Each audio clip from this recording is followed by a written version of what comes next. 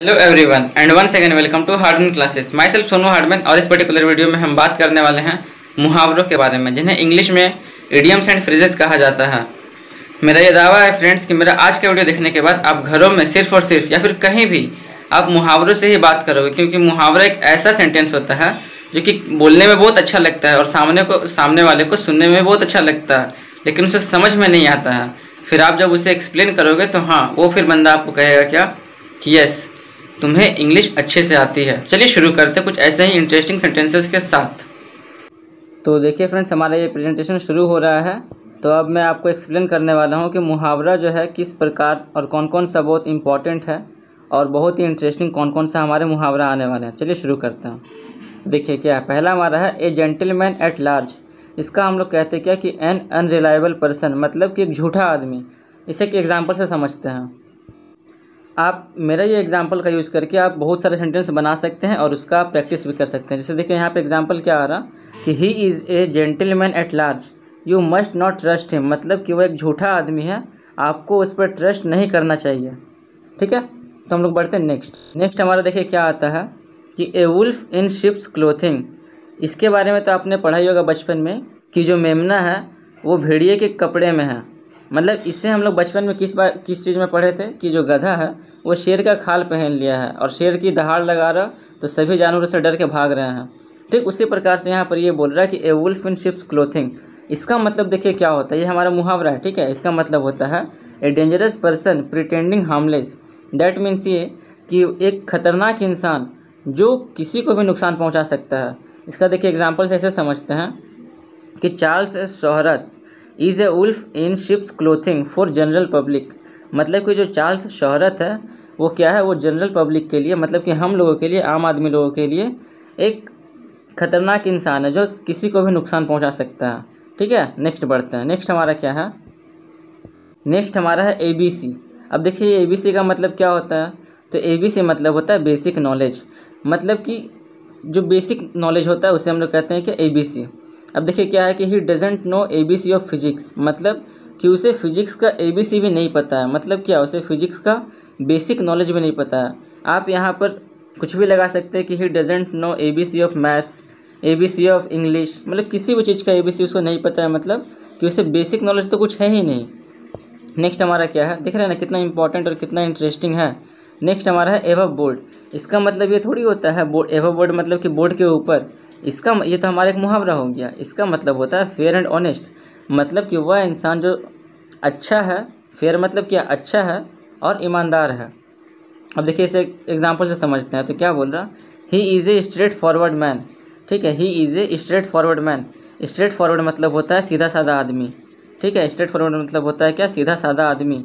फिर क्या बोल रहा है कि his financial dealings are above board, मतलब कि वो जो अपना बिजनेस संभाल रहा है उसमें वो जो भी डील करता है ना, वो उसका एकदम ईमानदारी से भरा हुआ डीलिंग होता है। मतलब कोई भी इसमें बेईमानी नहीं दिखाई देता। ठीक है, नेक्स्ट हमारा देखिए क्या है, again and again. Again and again मतलब क्या, बार बार, यही होता है ना, यानी रिपीटेडली। तो रिपीटेडली मतलब क्या हो गया, इसका मतलब भी सेम है कि अगर हम किसी काम को बार बार करते हैं तो उसे क्या कहेंगे, रिपीटेडली कहेंगे। मीन्स हम लोग क्या बोलेंगे कि हम कोई भी काम को रिपीट कर रहे हैं, तो रिपीट कर रहे हैं मीन्स रिपीटेडली कहलाया।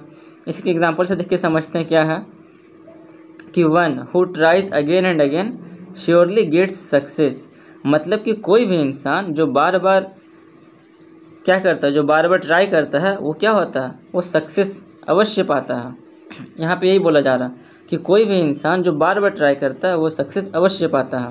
इसीलिए यहाँ पर एक लाइन हमारा ये आता है फ्रेंड्स, मोटिवेशनल लाइन, कि हमें अपने लाइफ में कभी भी किसी काम से हार नहीं मानना चाहिए। आप काम करने का तरीका बदल दो, लेकिन अपना जो गोल है उसे मत बदलो, क्योंकि क्या पता आपका नेक्स्ट प्रयास में वो सफल हो जाए, कोई नहीं कह सकता ना। चलिए नेक्स्ट बढ़ते हैं। नेक्स्ट हमारा क्या है, बॉडी एंड सॉल। मतलब क्या, बॉडी एंड सॉल मतलब कि पूरा बॉडी से और पूरा अंतरात्मा से। इसका मतलब क्या कि इंटायरली, इसका मतलब हुआ इंटायरली। दैट मीन्स ये कि पूर्ण रूप से। ठीक है, बॉडी एंड सॉल मतलब क्या हो गया, इंटायरली यानी कि पूर्ण रूप से। इसका देखिए एग्जांपल क्या है कि she devoted body and soul to win the medal, मतलब कि वह मेडल को जीतने के लिए अपना पूरा तन मन धन लगा दूंगा। मतलब कि 24 घंटे सिर्फ उसी काम पे फोकस रखूँगा। वही चीज़ यहाँ पर इसका मतलब हो रहा है बॉडी एंड सॉल का मतलब, किसी devoted body and soul to win the medal. That means ये कि वह मेडल को जीतने के लिए अपने आप को पूरा एकदम डिवोट कर दे रही है। डिवोट मतलब होता है क्या, इसका मतलब होता है समर्पित कर दे रही है। ठीक है, नेक्स्ट बढ़ते हैं। नेक्स्ट हमारा क्या है कि बाय हुक और बाय क्रूक। ये सबसे एक इम्पॉर्टेंट और सबसे फेमस मुहावरा है फ्रेंड्स। बाय हुक और बाय क्रूक इसका मतलब होता है कि बाय एनी मीन्स।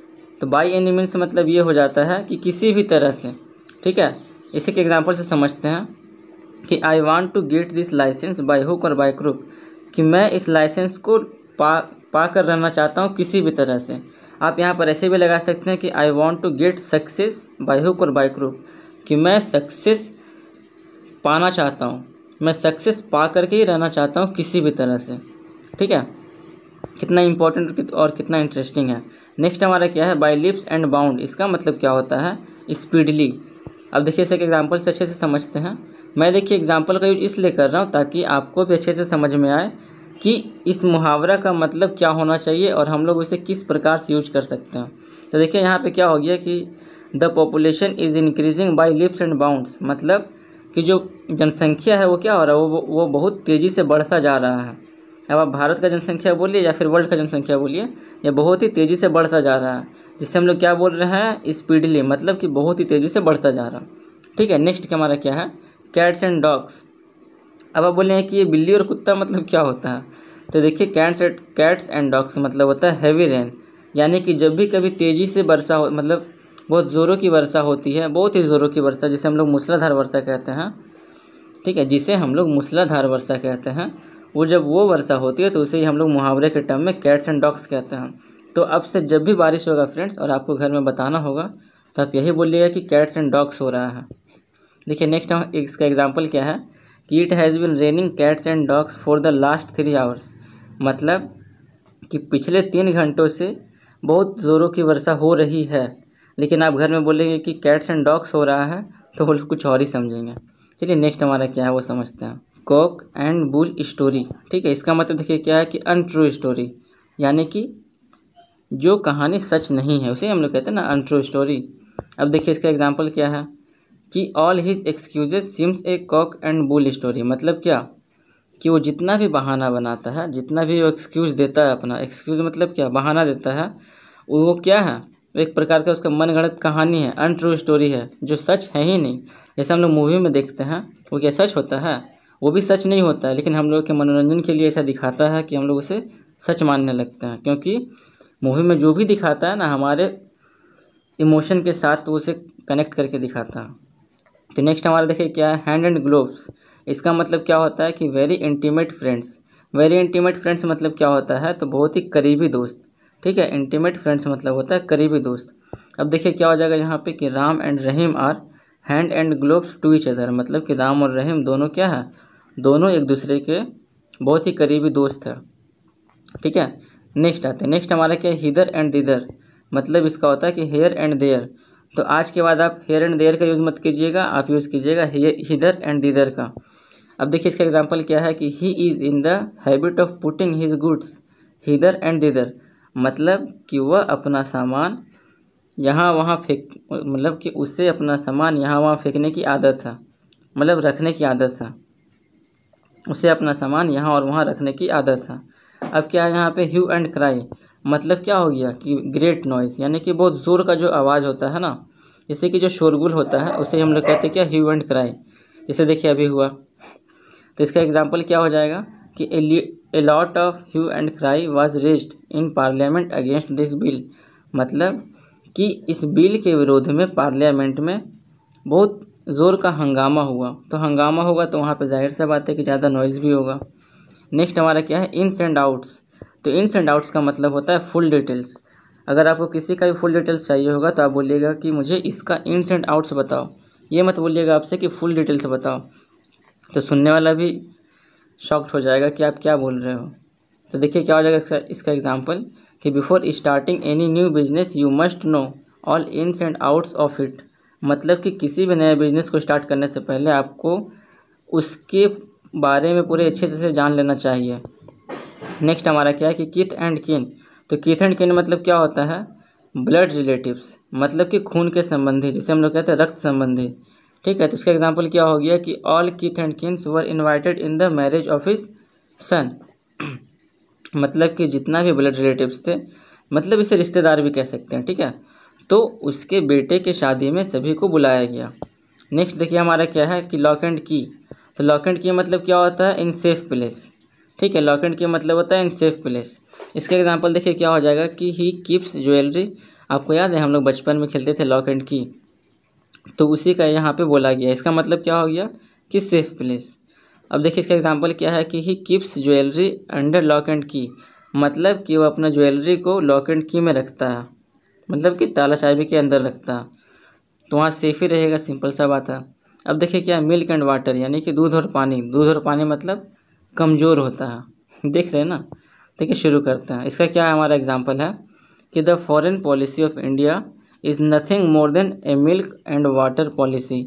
मतलब कि भारत का जो विदेशी पॉलिसी है ना, वो और कुछ नहीं, वो एक प्रकार का कमज़ोर पॉलिसी है, मतलब वो ज़्यादा स्ट्रांग नहीं है। तो देखिए नेक्स्ट हमारा क्या है, राइट एंड लेफ़्ट मतलब कि दाहिना और बायां। इसका मतलब क्या होता है कि इन ऑल वेज मतलब कि चारों तरफ से। इसका देखिए एग्जांपल क्या हो जाएगा कि the robbers looted the village right and left and fled away. क्या है, एंड फ्लेड अवे मतलब क्या हो गया कि जो डकैत है वो गांव को चारों तरफ से लूट लिया और फिर वो भाग गया, फरार हो गया, है ना। फ्लेड अवे यानी कि फरार हो गया। आप यहाँ पर अपना भी सेंटेंस लगा सकते हैं। थोड़ा आप ध्यान से अगर सोचेंगे तो आप भी कुछ ना कुछ बना सकते हैं, और उससे जब यूज़ करेंगे तो आपका भी प्रैक्टिस होगा और वहाँ से आप अच्छे से इंग्लिश बोलना भी सीख सकते हैं। अब क्या है हमारा, टू एंड फ्रो यानी कि गोइंग एंड कमिंग। ठीक है, टू एंड फ्रो मतलब क्या होता है कि जाना और आना। इसका देखिए एग्जांपल क्या हो जाएगा, देखते हैं। तो she went to and fro Jaipur to check on the health of her parents. कि वह जयपुर गई अपने पेरेंट्स का हेल्थ को चेक करने के लिए कि वे अच्छे हैं या ख़राब हैं, और फिर वो क्या कि वहाँ से वापस आ गई। ठीक है, नेक्स्ट देखिए हमारा क्या है, और ये लास्ट है, टॉयल एंड मॉयल। इसका मतलब क्या होता है, हार्ड लेबर यानी कि जो मेहनती होता है ना, उसे हम लोग मुहावरे के टर्म में टॉयल एंड मॉयल कहते हैं। इसका एग्जांपल क्या होता है कि it required too much of toil and moil to secure first position. यानी कि फर्स्ट पोजीशन पाने के लिए, ठीक है, फर्स्ट पोजीशन पे अपना जगह बनाने के लिए हार्ड लेबर की बहुत ज़रूरत होती है। आ गया समझ में। तो आई होप कि आपको आज का वीडियो बहुत ही अच्छा लगा होगा। तो अब मैं मिलता हूँ कल, जब तक के लिए till then goodbye, thank you, Radhe Radhe.